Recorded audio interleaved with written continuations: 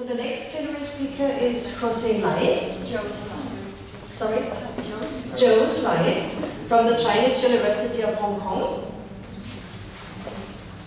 And her topic is Learn Autonomy in the new 334 curriculum for Chinese learners.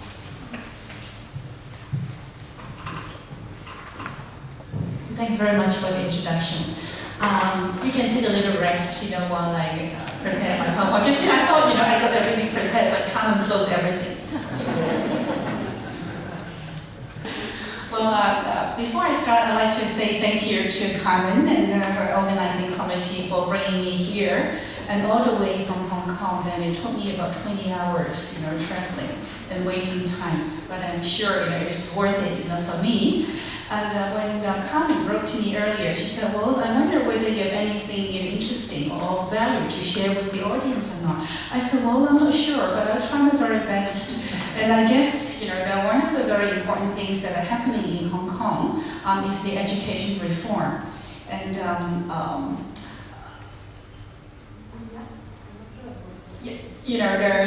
the lady who introduced me, just now, she said, well, 3, 3, 4. I said, yeah, you just read it out, 3, 3, 4, that would do. Now, 3, 3, 4 means something, and I'm going to give you a test later, see whether you understand what exactly, 3, 3, 4 means. And I'd like to talk about, learner autonomy in this new 3, 3, 4 curriculum for Chinese learners. And because, I work at the university, so, the syllabus and the curriculum and the reform, I will focus on, at the university level. So within the next 20 minutes or so, I would like to briefly introduce what we meant by the 334 curriculum reform in Hong Kong, and then I will try to zero them in to a course that me and my team designed, and we have to implement that to all the freshmen that have just entered our university this year. And part of the course, will be implementation of learner autonomy. But I have to tell you that it's not as easy as you think. So what exactly is 334? 334 is an acronym that refers to the new academic structure that has recently been implemented in Hong Kong. The first 3 refers to the junior 3 years in the secondary school setting. The second 3 refers to the senior secondary school, and the 4 years refers to the 4-year university program. Now, everything became possible and becomes our obligation because of this government document. The report says that look, Hong Kong is going to move towards something more international.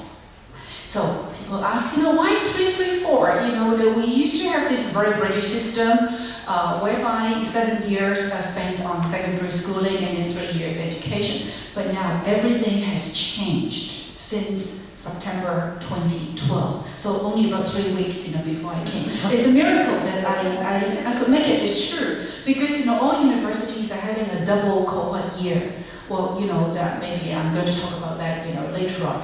But then, in a nutshell, instead of receiving about 3,000 students, we're receiving about 7,000 freshmen this year because we have 2 parallel cohorts of students, entering the university. Anyhow, back to this 334.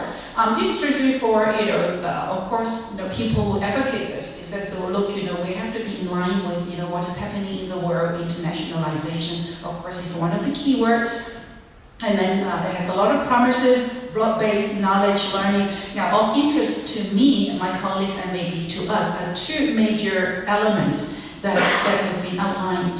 That is, to help students come with very sound language skills, and then, also for lifelong learning. So these 2 concepts, the way I interpret them, are of great relevance to us.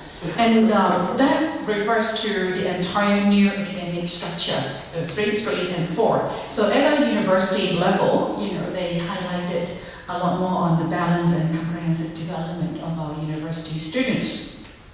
So the implications for the entire education system is huge. So instead of the former Hong Kong advanced level, A-level exams, which are very British, all right, we replaced everything, with one single uniform exam is called the Hong Kong DSE, right? The Hong Kong Diploma of Secondary Education. For those who are not familiar with the Hong Kong setting, we used to two public exams before students can enter university. One, administered at Form 5 level is called HKCE, very much like the O level in England, right? The other one is after Form 7 is A level. Now everything has been done away with. So 3, 3, 4.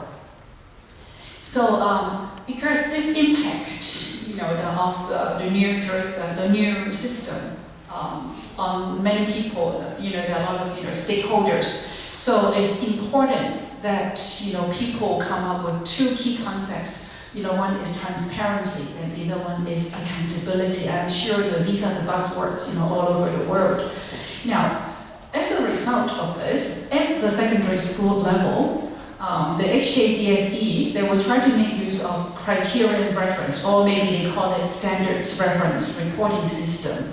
So in other words, when a student has achieved a particular grade or level, then people can say for sure with relative confidence that these students have attained particular capabilities. All right, it's pretty much like the can-do statements that we find in the Common European framework of reference. So accountability is the issue.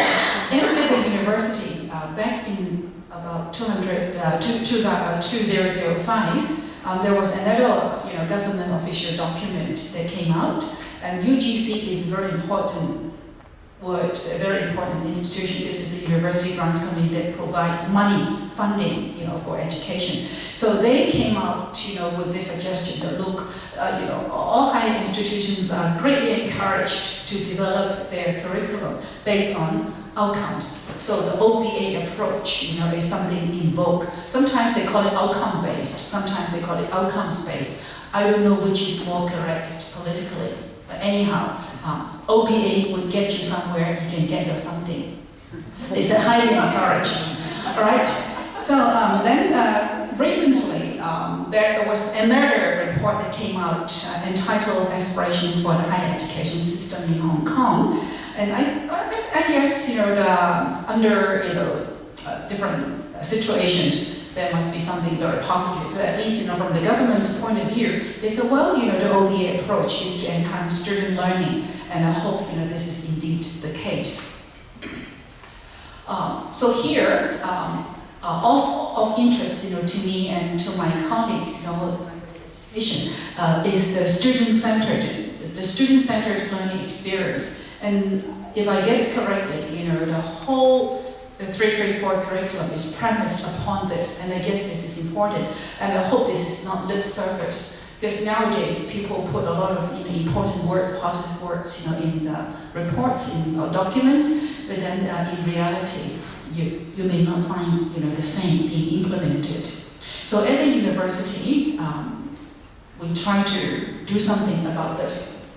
Now, since 2005, all universities, now we have about 8, 9 government-funded universities. So all universities, in order to get the funding, or make sure that that you can share the pie, everyone, all universities, were very upbeat about preparing for the new curriculum, because everything is really new. So a lot of curriculum reform series, were put forward by various universities. Hong Kong University, we call it another university because I'm at Chinese U, right? So they invited people to explore how the whole reform can take place effectively. So this is one of the series, and it's making sense of experiential and reflective learning.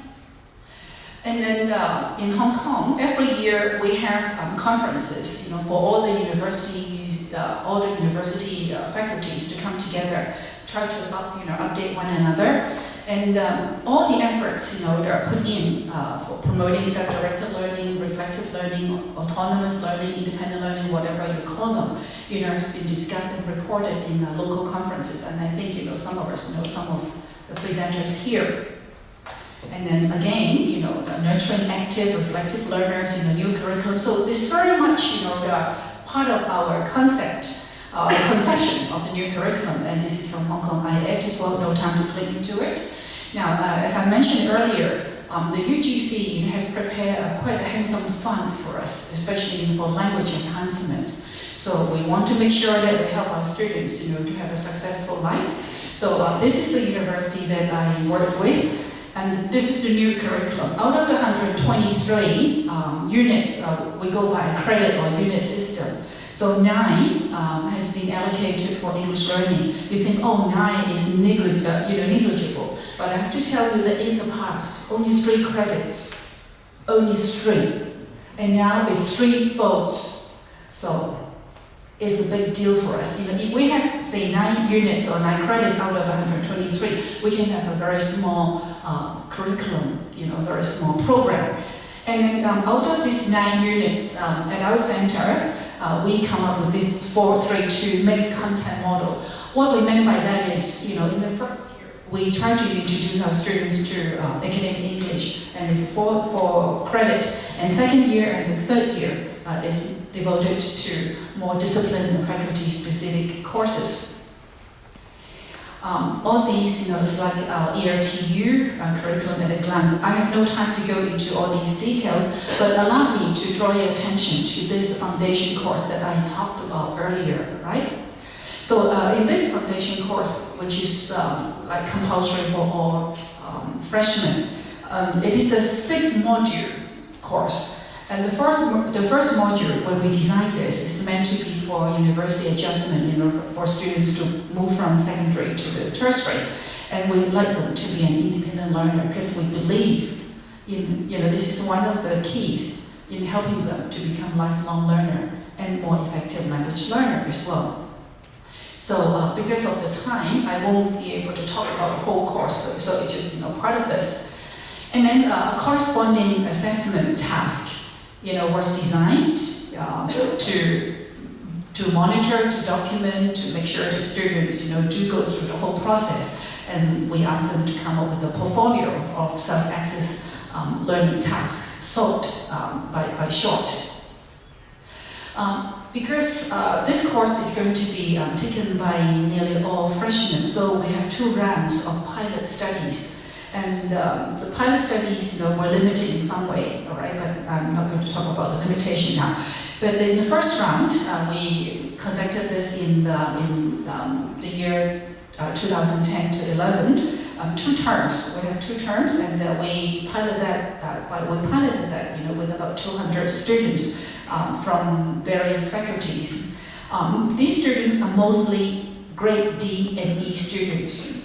And about 80% of them, all right? So, and there are 20% will be A to C. Now, because we couldn't get a whole comprehensive group of students. So, for the first time when we did the pilot, our materials were still in the process of being developed, so we could not come up with something very, very analytical. So, in the first round, we gathered, mostly qualitative feedback from students. I try to concentrate on the first module, that is on the independent learner. As you can see, students find that manageable, it's not too difficult. Interest, okay. But when it comes to the workload and the assessment, it's a big no. Now this is how we introduce to our students. This is actually from our course booklet, all right? Objectives and learning outcomes. Now, because it's the OBA approach, everything's got to be, described in learning outcomes. And this is the assignment guidelines that we provided for them. Now, I would like to show you the output. We make use of WordPress. I'm not sure whether we are familiarizing with this or not. It's a software.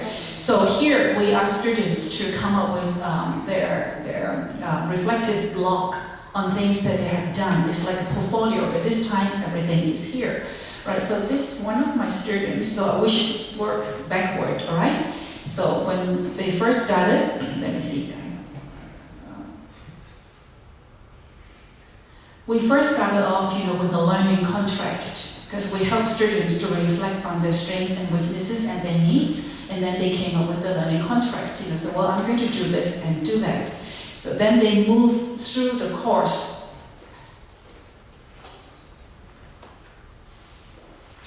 So they conducted the language learning needs. Of course, we provided guidelines.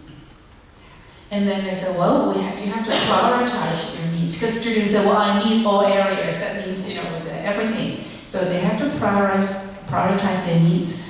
And then we have a lot of learning activities in class. Then they can select whatever learning activities that speak louder to them. Then they can say, well, I'm going to reflect on this. And they learn group discussion in module 2. So this lady chose this. And then she also set some SMART goals, which are very specific, for her own learning, based on her own needs. Then she conducted some reflection, on her speaking unit, and she conducted, all right, so on and so forth. And she also, students also needed to show some proof that they have indeed, done the work that they pledged, to do. So you can see that a lot of evidence, recorded, reflection every time, vocabulary unit, speaking unit, and this is another speaking unit that she worked on. Okay, and the reading and different stories and how she learned. So it's very elaborate, right? And that our course is about 3 months. So right from the very beginning, each student was guided as to how to conduct this kind of a reflection. So that was done on the blog, on the WordPress. No time, right? Now, unfortunately, it looks beautiful, it looks, very impressive. I was very happy with my students' work, but mind you, I was not the only person teaching on the course, because it's a huge course. We have about 8 other teachers, teaching on this. Both the students and teachers, dislike the whole idea. It's too much work because, this is going to be taught by the entire unit. Now we have about 34 full-time staff, about 15 part-time staff, a lot of teachers. So we have to conduct all these workshops, get the feedback, even though I know David thinks that, teacher believes crap. But then, no matter how crappy, it appears to be, it affects, how our teachers think, and how they actually come into it to deter whatever goodwill that you have, for them. So anyhow, we can tell. Both the teachers and students thought, it was too much work for them. So okay, we will have to, change a little bit. So the second version for the pilot is that instead of using the word independent, we zero that in, make it more reflective, all right? Reflective learner. And we retain the former objectives. We just add a little bit more on the self-reflection part, all right, and the reflective learning. And we also help students understand the 2-stage approach to reflecting on the learning process, not just, the product. Then we try to explain to the students that, look, all these 6 modules, all right, the different areas of learning, you can, come up with your reflective entries. Now, the students, found WordPress okay, but because, it requires a lot of technical understanding, of the whole task. So they think, it's too troublesome. We thought, okay, if it's too troublesome, we think of something easier for them, all right? And then we define the scope, for their reflection. It's not that we try to control our students, but students don't know how to reflect necessarily. So we can ask, several open-ended questions, that Lenny, has been asking with her students. And we can also ask, some more open-ended questions that would allow students to really reflect critically on the experiences that they have had. So the second approach, so instead of the WordPress, we conduct all these on Moodle.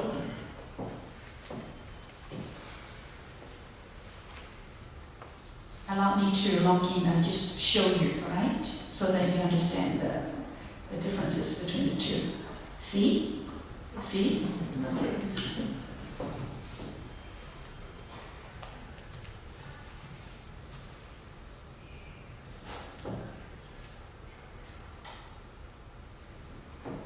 C? No. Oh.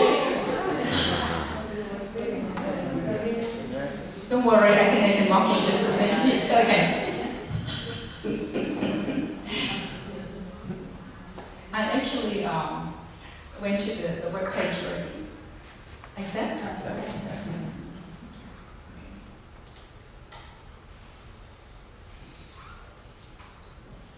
So this is, the course that I organized on Moodle. As you can see, I tried to organize all these reflective entries, making use of the interface. All right, here. Now, there are 6 modules, so we guide students through, and students can select, whatever modules that they want to reflect on. I have 20 in the class, so 20 journal entries. So these are my students. We make it very short. The first time, the first thing that they did was a diagnostic test to find out their strengths and weaknesses. We don't need to go into the details, just to have an idea, all right? So these students, they found that, based on this analysis, I'm weak in vocabulary, and then they can log into some of the self-access resources that we provided within the course, all right, for them. Now, no matter how, this is my feedback. Every time when my students write something, I will provide them with some feedback. And I find that it's important. All right, so I did that throughout. Yeah, for all my students. This is optional. Teachers are too busy. But for me, this is the very, very interesting part. I will not miss it. I will go back, all right? So should I? So, because students complain about the workload, so instead of asking them to go through, all the modules, you say, okay, you select some of the modules that you think which are closer to your heart, and you reflect on it. And one of them is becoming a reflective learner, language learner. Now, here I have 20 students. 6 of them, wanted to really comment on this. And all these students came up with very, very positive feedback. And it's sharing. Go, can we get inside? Yeah. I believe in reflective learning. Now, I was so very happy to have read all these. But of course, my colleagues do not trust the content. They said, well, they say it because they want to please you.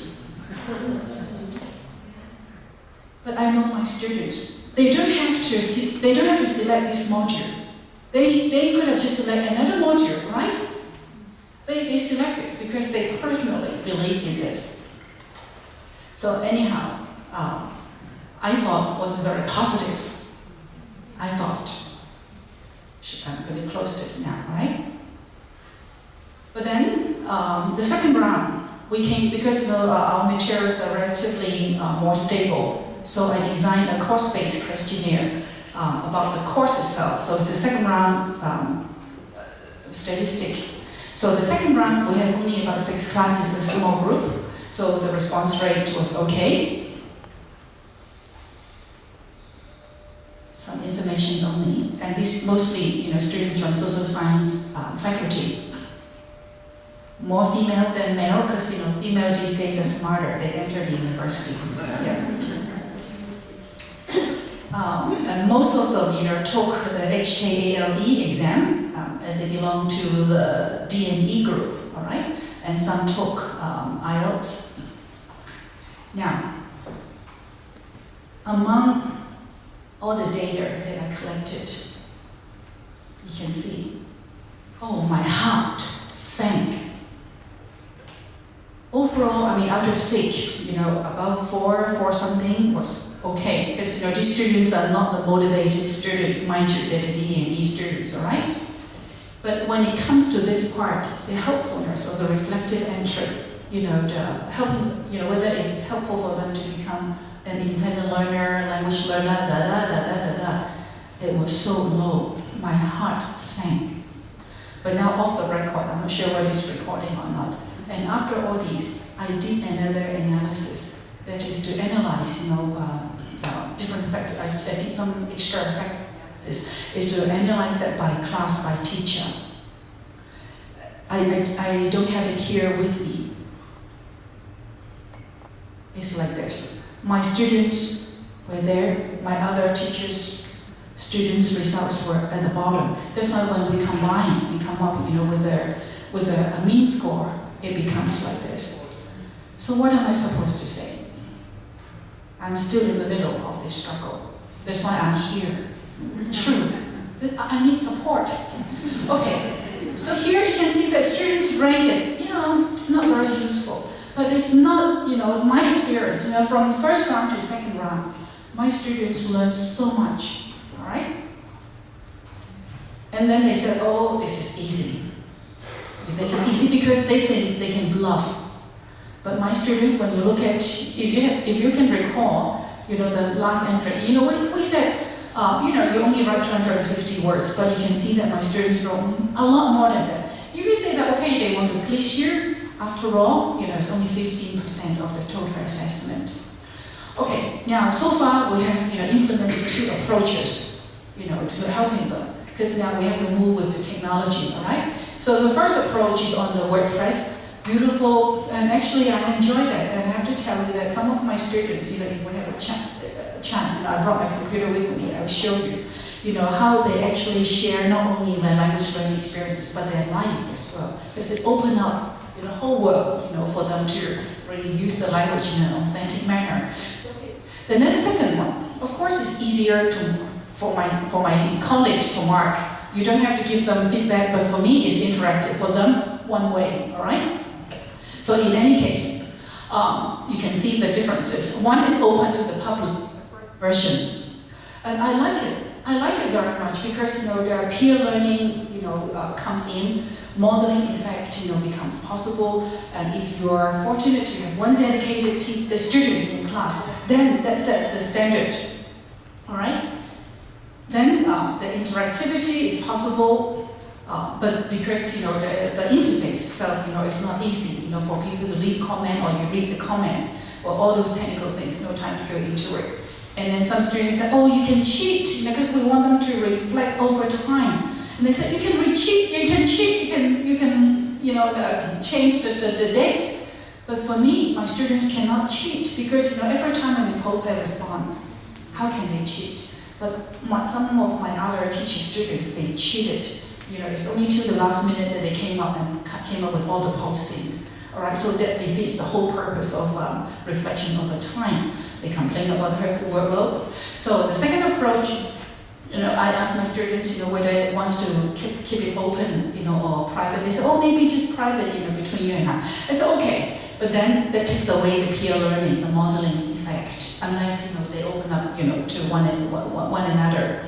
All right, and then what makes it very nice is that that I can really give them instant kind of feedback.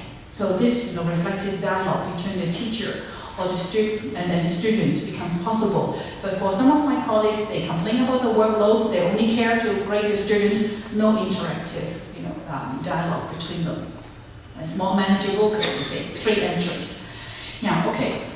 I said I'm here because I have a lot of challenges. I would like to do a good job, not only within my own classroom. I want it to be applicable, to other classrooms as well. But mind you, for the first term, we can only handle half of the cohort of students. We have already 88 sections. We have about 40 teachers teaching on the same course. Headache. So, from the teacher's point of view, heavy marking workload. They find it very difficult to do assessment. I wonder, what we're going to learn from David tomorrow when he talks about, assessment, evaluation of learner autonomy. It's really, they find it very difficult. They say, well, everything is subjective. What can you do? And then after all, they don't trust the content. They said my students are bluffing. I know my students, and because there's some concrete things, but of course these are some of the accusations.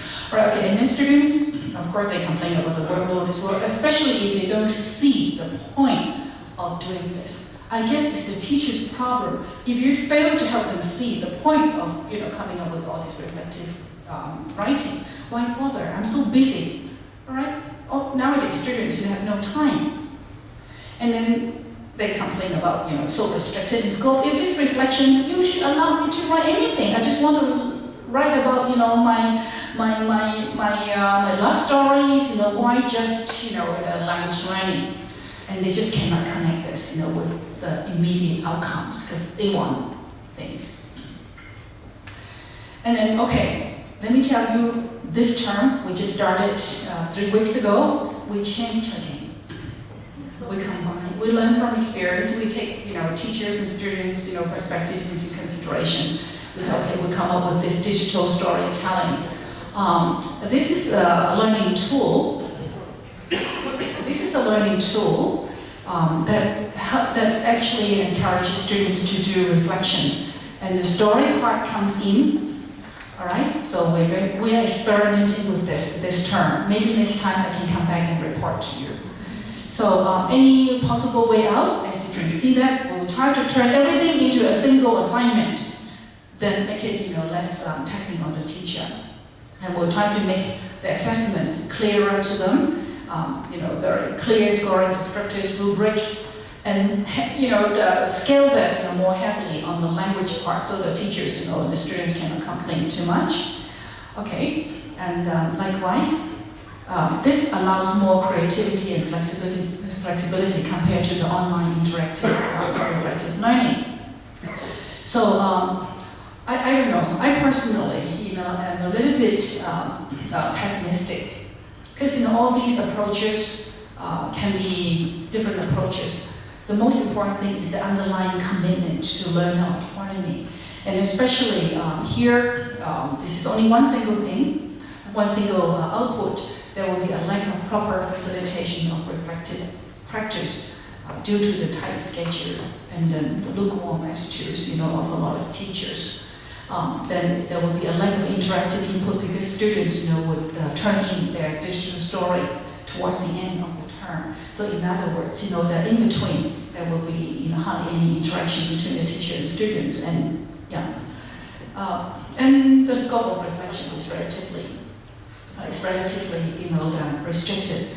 Well, I'm so sorry that I have to leave my sharing in a slightly negative note. But in fact, the more negative I am, the more hopeful I am, because I'm looking forward to something which is more positive. I need your support.